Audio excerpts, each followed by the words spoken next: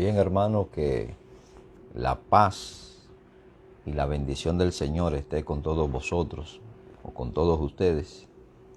En el nombre poderoso de nuestro Señor Jesucristo, damos gloria, honra y alabanza a quien se la merece, y en este caso es nuestro Señor y Salvador Jesucristo.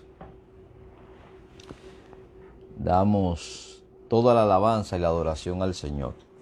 Como de costumbre, ya los sábados seguimos hablando sobre los dones espirituales, y en este caso vamos a intentar terminar lo que ya hemos empezado, de poder explicar tanto el verso 6, que ya lo explicamos, del capítulo 2 de Primera de Corintios, en el contraste de la sabiduría de Dios y la sabiduría del mundo, o la sabiduría del hombre.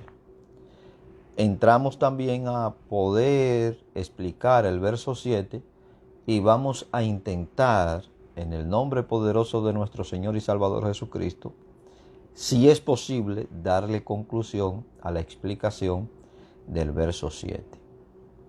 Quiero empezar diciendo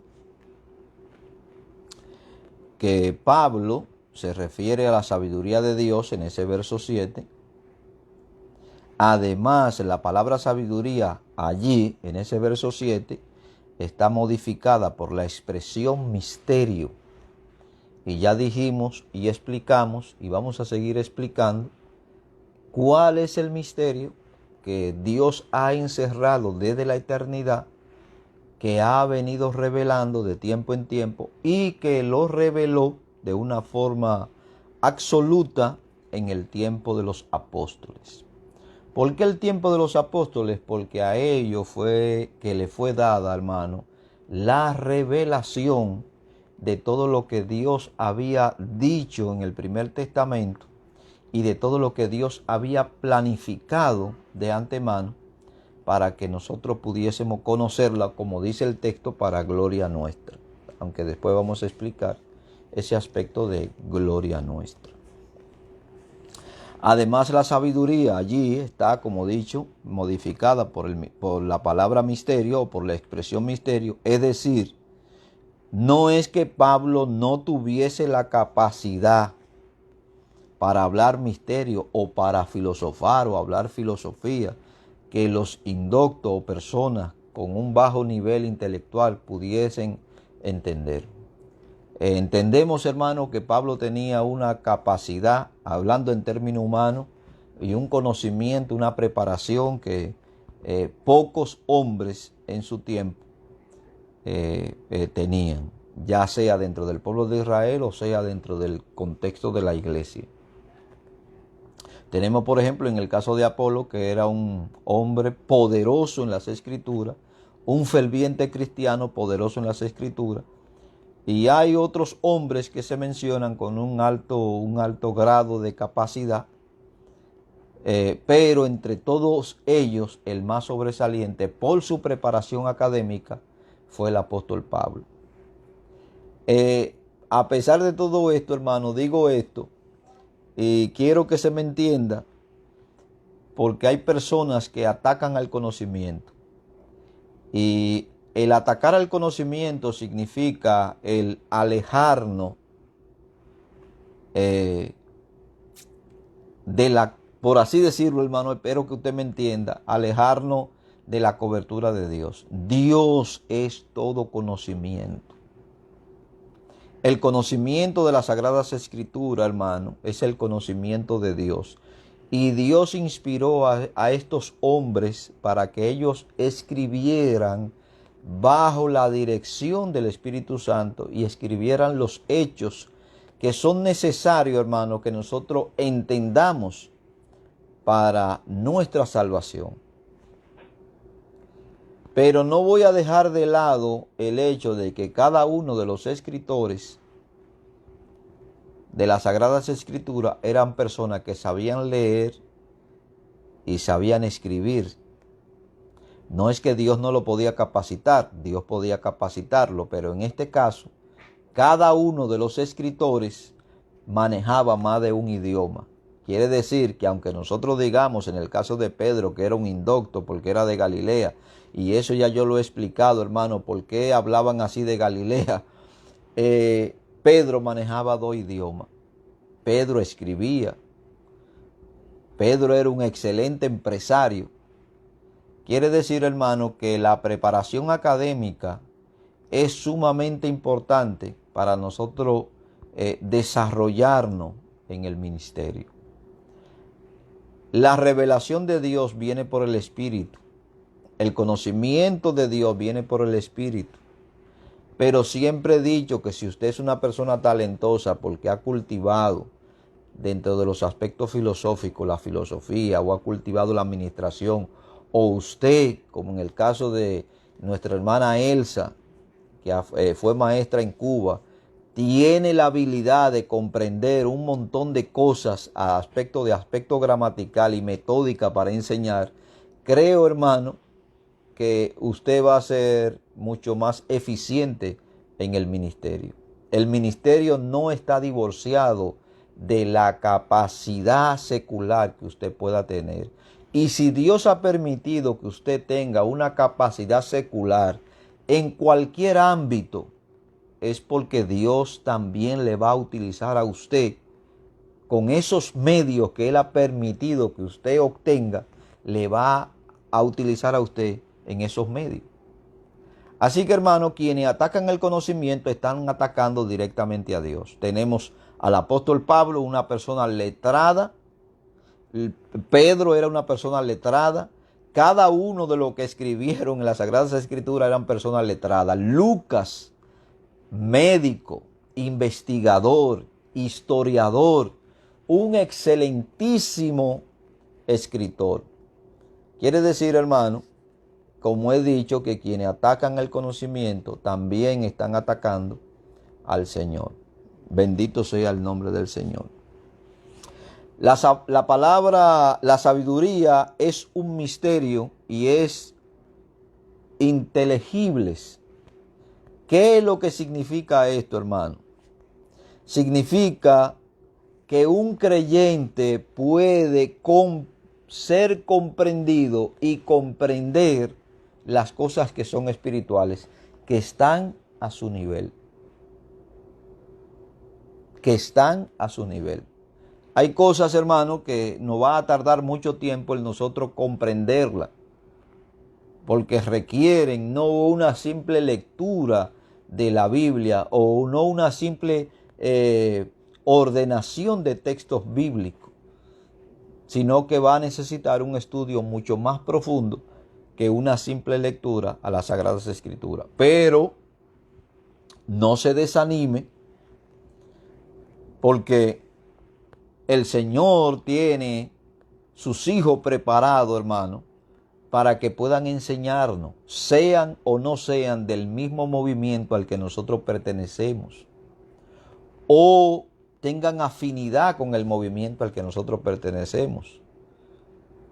Quien anda buscando la verdad y quien anda buscando el conocimiento del Señor, hermano, el Señor lo va a guiar a que escuche a la persona apropiada para que pueda aprender su palabra. Mientras tanto, siga leyendo las Sagradas Escrituras, porque es precisamente las Sagradas Escrituras en el ámbito que Dios lo va a utilizar a usted y me va a utilizar a mí. Usted puede ser un excelente médico, administrador, un excelente empresario, profesional, pero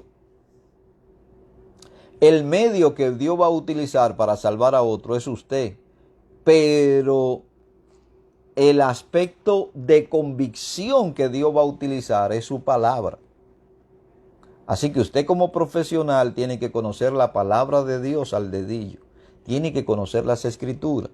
Y si no lo es, también tiene que conocerla al dedillo. Eso es una responsabilidad de todo.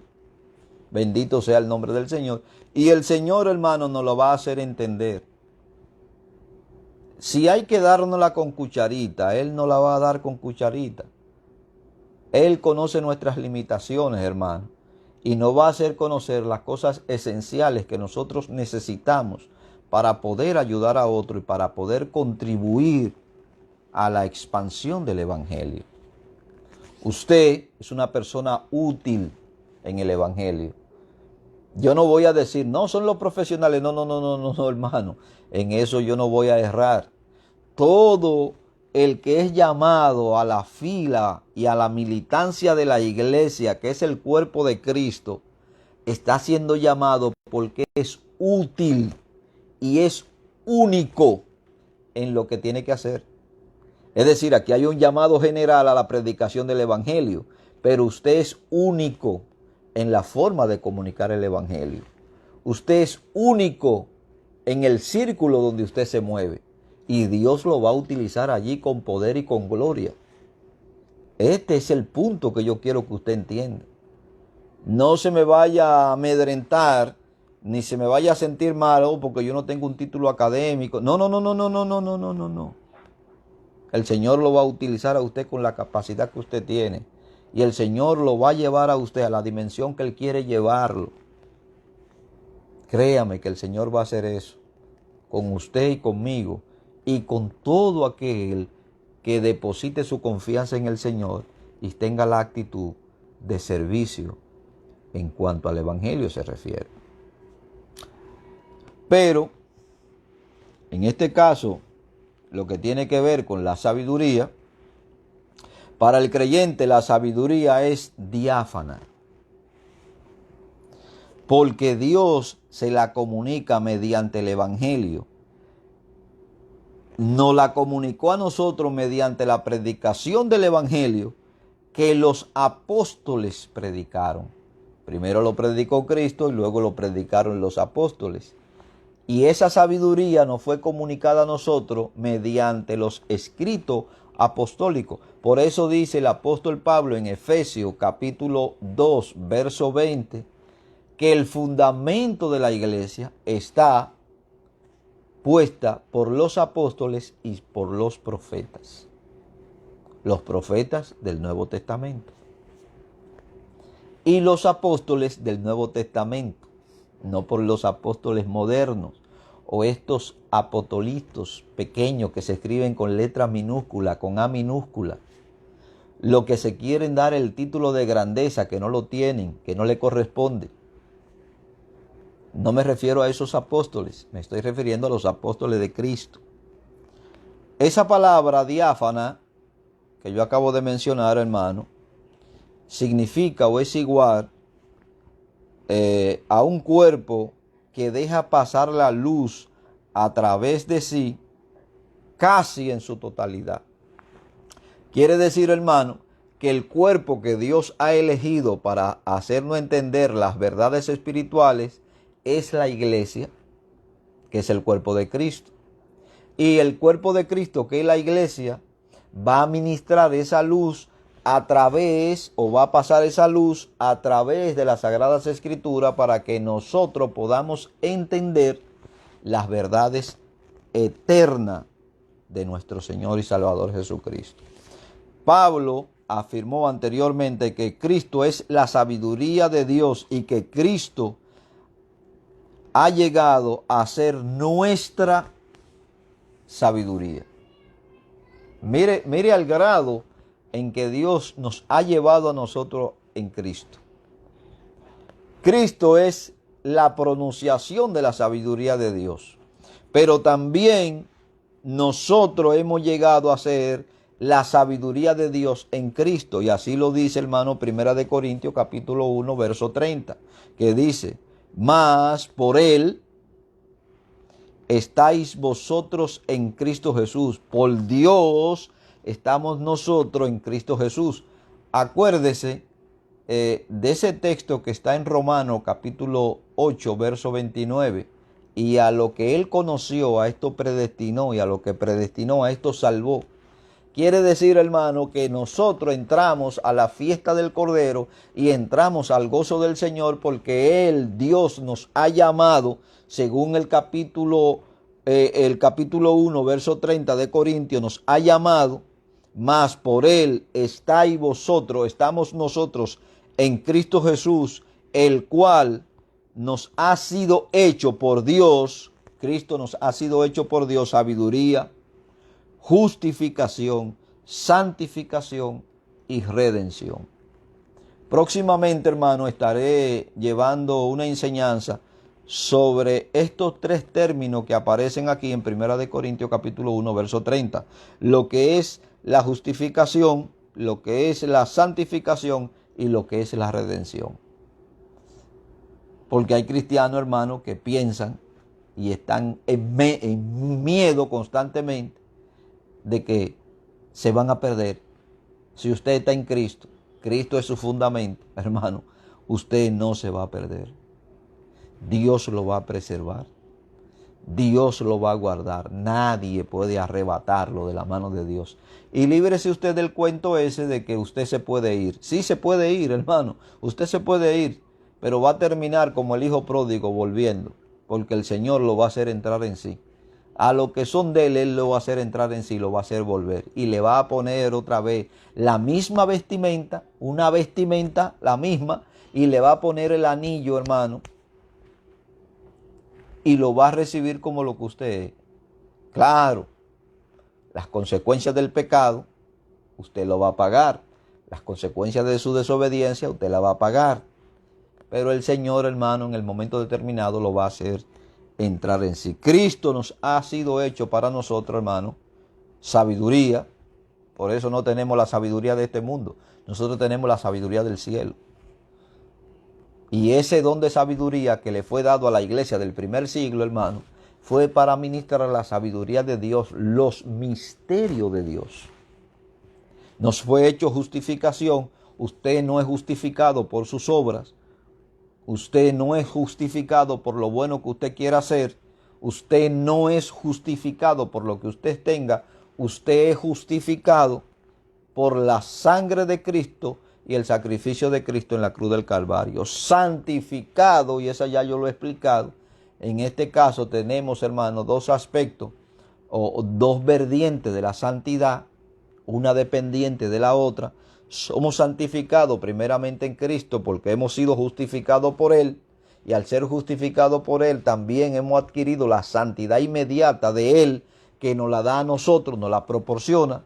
Y luego está lo que es la santidad progresiva, que a medida de que usted va creciendo y madurando en el Evangelio, usted se va despojando de ciertos hábitos que ha estado viciado durante toda su vida y lo va modificando, lo va apartando y va modificándose a sí mismo, hermano, a través del conocimiento de la palabra de Dios. Dios nos da la capacidad y nos da el conocimiento para que nosotros podamos ver cuáles son las cosas que le agradan y cuáles son las que no y cuáles son las que le desagradan, y ceñirnos concretamente a las cosas que le agradan. Y redención. ¿Por qué? Porque estábamos perdidos. Usted era un fiel candidato al infierno. Usted era un fiel candidato a la ira de Dios. Pero hemos sido redimidos. Dios pagó nuestro rescate en la cruz del Calvario, y eso lo explicamos en los mensajes que estamos dando de vivir para Dios los domingos, lo que tiene que ver con el aspecto de la redención. La sabiduría y la salvación por medio de Cristo están íntimamente relacionadas, porque la palabra sabiduría significa los sabios actos de Dios en la salvación de la humanidad. Esto es lo que significa la palabra sabiduría. La sabiduría, los sabios actos de Dios en la salvación de la humanidad. El proceso de la salvación es un milagro para el creyente. Usted no puede salvarse a sí mismo. Nadie puede salvarse a sí mismo. Por eso ese proceso de la salvación es un milagro para el creyente, pero un misterio para los que carecen del Espíritu de Dios. Y así lo expresa, hermano, 1 Corintios capítulo 11, capítulo 2, del verso 11 al verso 15. Y usted va a encontrar, hermano, en la iglesia, cantidad de gente que quizá no puedan entender los misterios del Señor ni la forma en que Dios obra. Y usted va a encontrar estos tres tipos de personas dentro de la iglesia. Usted tiene al hombre espiritual, tiene al hombre carnal, que es salvo, porque tiene a Cristo. Nosotros pasamos en estos tres tiempos de ser personas de mente natural, como los que están afuera, que no perciben ni pueden agradar a Dios, porque la carne no puede agradar a Dios, hermano. El hombre natural no percibe las cosas espirituales, como lo expresa el apóstol Pablo aquí en Corintios. Pasamos de esa mente natural a una mente carnal. Y esa mente carnal, hermano, no es más que ser niño en Cristo. Somos inmaduros. Y a medida de que vamos madurando, entonces nos convertimos en hombres espirituales o hombres y mujeres maduras para Dios. Y eso es lo que el apóstol Pablo expresa aquí en el capítulo 2, verso 11 al 15. Yo quisiera leérselo. Si usted tiene su Biblia, por favor, acompáñeme en la lectura de la palabra de Dios para que podamos reflexionar juntos. Porque ¿quién de los hombres sabe las cosas del hombre, sino el espíritu del hombre que está en él? Así tampoco nadie conoció las cosas de Dios, sino el Espíritu de Dios. Y nosotros no hemos recibido el espíritu del mundo, la filosofía del mundo, sino el espíritu que proviene de Dios, para que sepamos lo que Dios nos ha concedido. Nosotros sabemos lo que Dios nos ha concedido. Como dice el apóstol Pablo, nos ha concedido la sabiduría, la redención, la santificación y la regeneración en Cristo. Ahora, nosotros no hemos recibido el espíritu del mundo, sino el espíritu que proviene de Dios, para que sepamos lo que Dios nos ha concedido.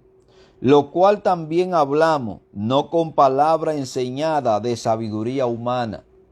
Aquí lo que Pablo está diciendo, hermano, está hablando en el concepto de la filosofía griega. En ese concepto Pablo está hablando. Sino con la que enseña el Espíritu, acomodando lo espiritual a lo espiritual. Pero el hombre natural, como nosotros, como le habíamos mencionado, el hombre que está allá afuera, donde nosotros estábamos primero, el hombre natural no percibe las cosas que son del Espíritu de Dios, porque para él son locura y no las puede entender, porque se han de discernir espiritualmente. De ahí, hermano, que le voy a dar un consejo a los que andan evangelizando en la calle. No trate ni force a una persona de una mente natural a que pueda entender lo que usted le está tratando de explicar.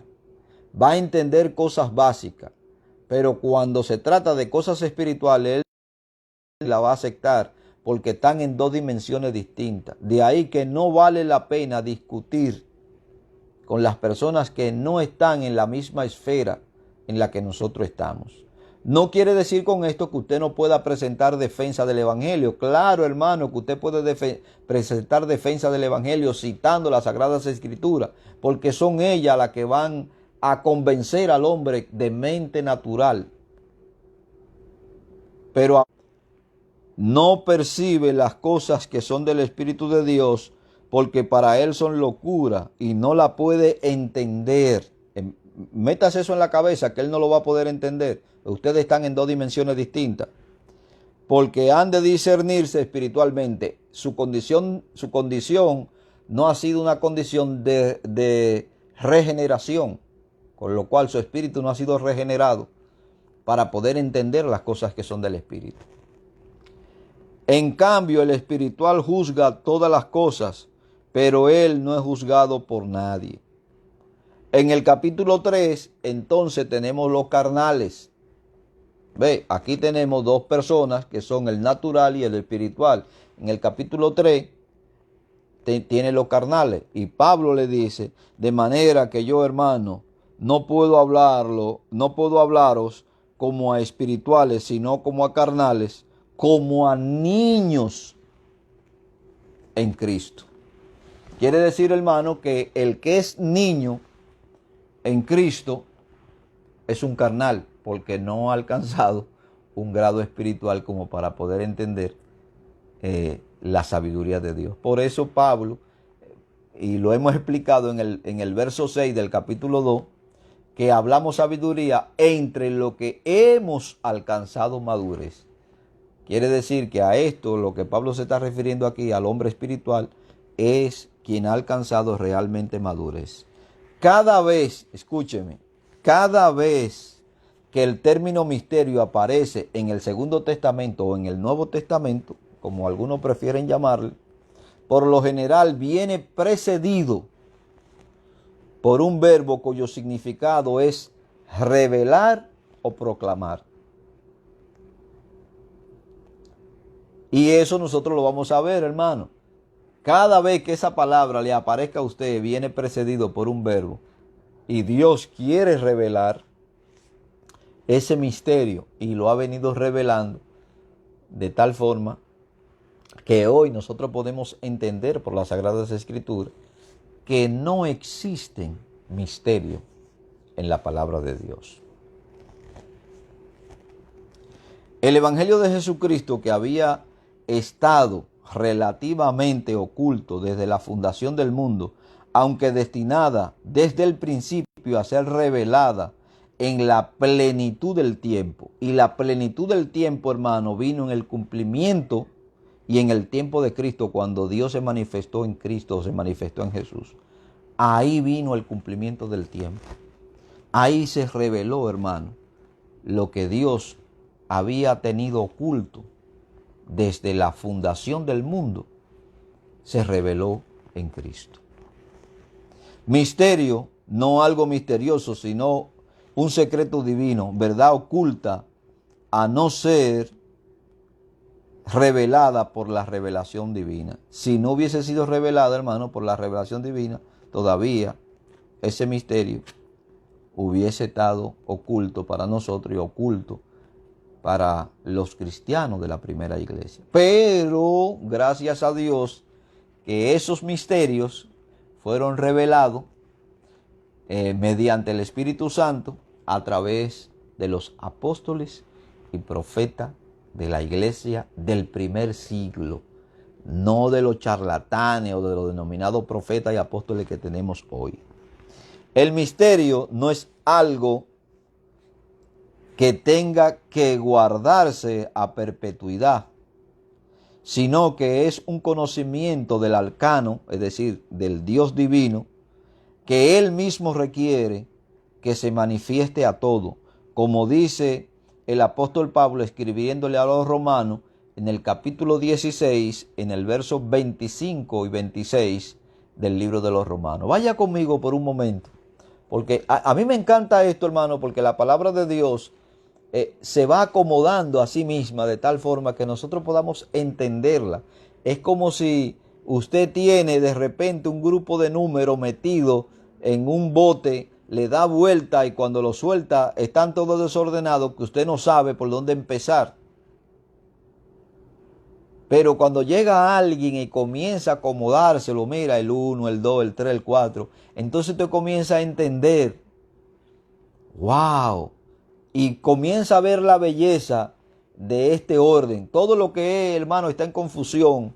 Es problemático entenderlo, pero todo lo que está ordenado, y eso me encanta de la palabra de Dios, que va ordenando los temas y va clarificando todos los temas en su momento determinado. En el capítulo 16, verso 25 y verso 26 del libro de los Romanos, mire lo que el apóstol Pablo le escribe a los romanos. Al que puede confirmaros, según mi evangelio, y Pablo aquí se posesiona de esa palabra del evangelio, como algo de él propio. Y eso debemos hacer cada cristiano. El evangelio, hermano, es algo personal, suyo, pero que también debe de darlo, dar por gracia lo que por gracia ha recibido. Y la predicación de Jesucristo, según la revelación del misterio que se ha mantenido oculto desde tiempos eternos. Esta es la revelación de Jesucristo, hermano, y el evangelio que se mantuvo escondido y oculto durante tiempos eternos, pero que ha sido manifestado ahora y que por las escrituras de los profetas, aquí se está refiriendo a las escrituras de los profetas del Primer Testamento o Antiguo Testamento, como algunos prefieren llamarle, según el mandamiento del Dios eterno, se ha dado a conocer a toda la gente para que obedezcan a la fe. ¿Para que obedezcan a cuál fe? A la fe que el Evangelio transmite, que es en Cristo Jesús. En Colosenses capítulo 1, verso 23 al 20 y 25, mire lo que el apóstol Pablo sigue comunicándole a la iglesia.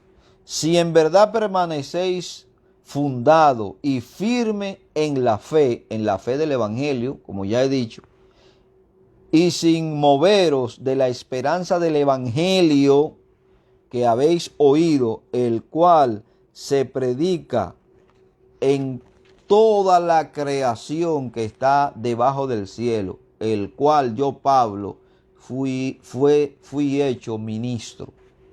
Ahora me gozo en lo que padezco por vosotros y cumplo en mi carne lo que falta de las aflicciones de Cristo por su cuerpo, que es la iglesia. Aquí están los misterios, hermano, siendo revelados. Cristo y la iglesia.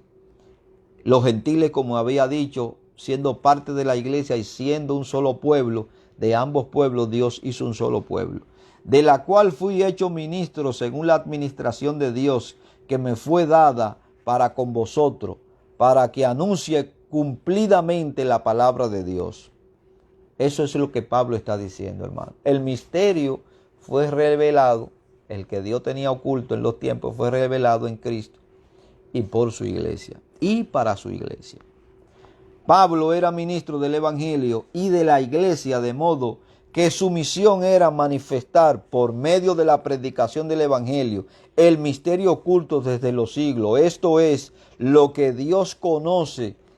De otro modo, el secreto de Dios callado por los incontables siglos. Ahora, todos esos siglos en los que Dios estuvo callado, que Dios venía dando pequeños matices de ese misterio, fue revelado por los apóstoles y los profetas de la primera iglesia y de la iglesia del primer siglo.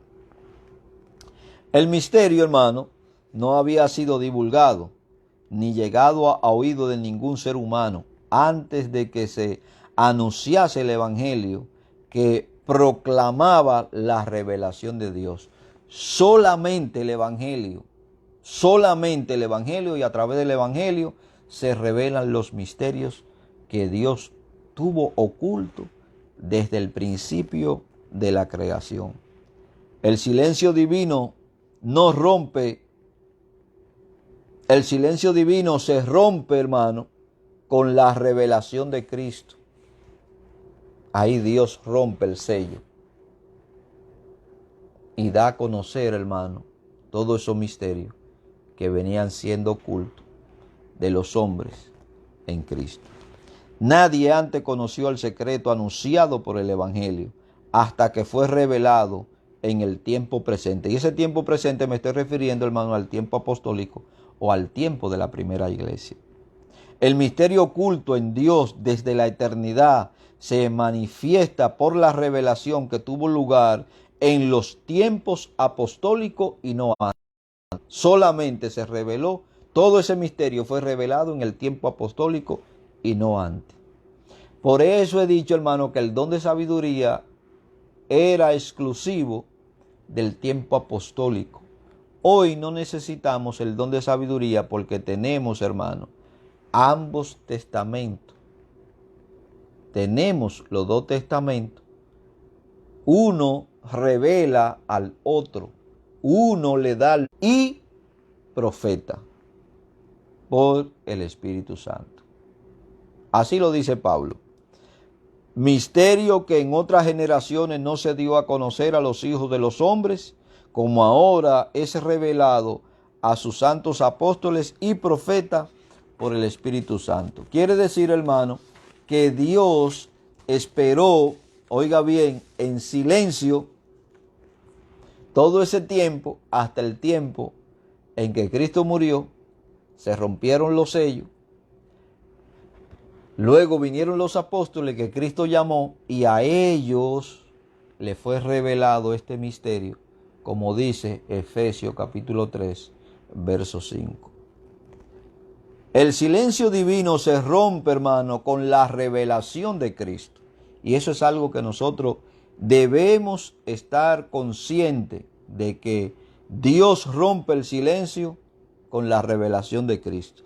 Nadie antes conoció el secreto anunciado en el Evangelio hasta que fue revelado en el tiempo presente.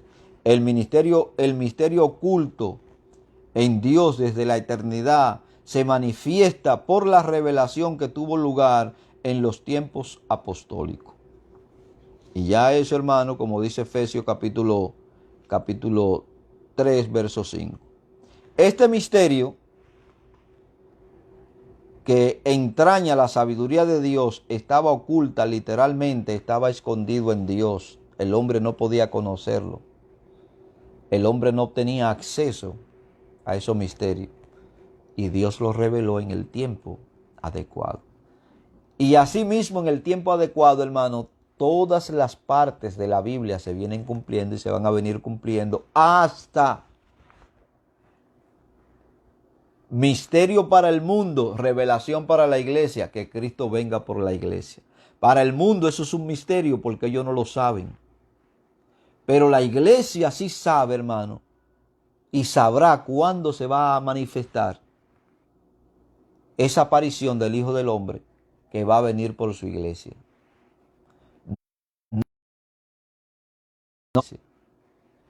No le será desconocido. La iglesia tiene todas las pautas en las Sagradas Escrituras, hermano. No para saber el día ni la hora. Usted no puede poner esa fecha. Pero cuando se vaya a manifestar esa fecha, hermano, créame que Dios se lo hará entender. Y usted estará listo. Para escondida, hermano, tiene que ver con la salvación y los medios de salvación establecida por Dios mismo en una acción de su soberanía. Esa sabiduría de la que Pablo está hablando en el capítulo 7, en el capítulo 2, verso 7. Tal sabiduría escondida tenía que ser revelada porque estaba escondida en el misterio de la cruz y en el misterio de Cristo. Cristo es un misterio que Dios revela, pero es un misterio saber cómo Él va a morir hasta que se revela el misterio de que Cristo tiene que ir a la cruz. Ustedes se acuerdan que yo le hablé de la serpiente de bronce que Moisés levantó allá en el desierto y que Cristo dijo que tenía que ser, el Hijo del Hombre tenía que ser levantada como la serpiente que levantó Moisés. Ya Jesús estaba dando indicio de cómo iba Él a morir. Pero para nosotros que leímos el primer testamento, aquello era un misterio porque encierra un simbolismo que nosotros no entendíamos hasta que Cristo lo revela.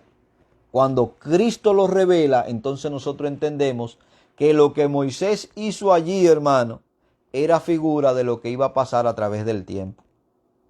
De que aquellos que iban siendo mordidos por la serpiente por causa de sus pecados, cuando miraban aquella serpiente de bronce, hermano, allá levantada en un lugar alto, que todo el pueblo podía verlo, porque las serpientes no era que estaban en un lugar determinado. Las serpientes estaban en todo el campamento y todo aquel que pecaba eran mordidos por la serpiente. Y entonces miraban a ese lugar alto donde Moisés había levantado esa serpiente, hermano, símbolo de juicio y símbolo del juicio de Dios en Cristo, hermano, de la ira de Dios derramada en Cristo para la salvación de los hombres. Eso es lo que significa aquello. Para nosotros era un misterio, ahora lo entendemos. ¿Por qué? Porque tenemos ambos testamentos. Uno le da luz al otro. Uno se cumple en el otro. y uno revela lo que el otro mantiene oculto. Entonces no lo entendimos hasta que Cristo no lo pronunció. Y ese es el misterio, hermano, el misterio de la cruz y el misterio de Cristo. Los profetas de la antigua dispensación, oiga, lo de la antigua dispensación, buscaban la persona y el tiempo en que había de cumplirse estos eventos que ellos profetizaron. Y eso me alegra muchísimo, hermano, que la palabra de Dios lo diga, porque me motiva cada día más a poder y a desear el conocimiento de Dios y estudiar las Escrituras. Si aquello, oye, si aquello de antigua dispensación, ellos en su antigüedad, ellos estaban buscando la persona y el tiempo en que había de cumplirse esos eventos, yo creo, hermano, que el cristiano de hoy tiene que estar más deseoso de saber el contenido de las Sagradas Escrituras. Vaya conmigo, y con esto voy a concluir, hermano, vaya conmigo a Primera de Pedro, capítulo 1, verso 10 al 12. Y mire lo que hicieron aquellos hombres de la antigüedad. Dios habló a través de ellos. Dios habló a través de ellos. Y ellos, hermano, como tenían el Espíritu de Cristo, al Espíritu Santo tenían, hermano, estaban inquietos por saber de qué persona se trataba esta profecía y el tiempo y cuándo se iban a cumplir estos eventos que Dios profetizó a través de ellos. Pedro lo dice, hermano. Y si Pedro lo dice, Pedro le está arrojando luz a ese misterio que para nosotros era desconocido. La intención de ellos, de saber. Pedro capítulo 1, verso 10 al 12 dice: los profetas que profetizaron de la gracia destinada a vosotros, escribe Pedro, inquirieron, investigaron, indagaron diligentemente, indagaron acerca de esta salvación. Oiga lo que hicieron ellos. Ahora, si ellos lo hicieron, nosotros debemos hacerlo también. Ellos nada más que tenían una parte de la profecía, nosotros tenemos todas las partes. Nosotros tenemos el rompecabezas armado. Todas las piezas están en su lugar para que nosotros podamos entender de forma categórica todo el paisaje, hermano. Usted puede entender todo el paisaje que Dios ha pintado, ha descrito, nos ha trazado para que nosotros lleguemos a buen puerto en todo el sentido de la palabra. Ellos indagaron acerca de esa salvación,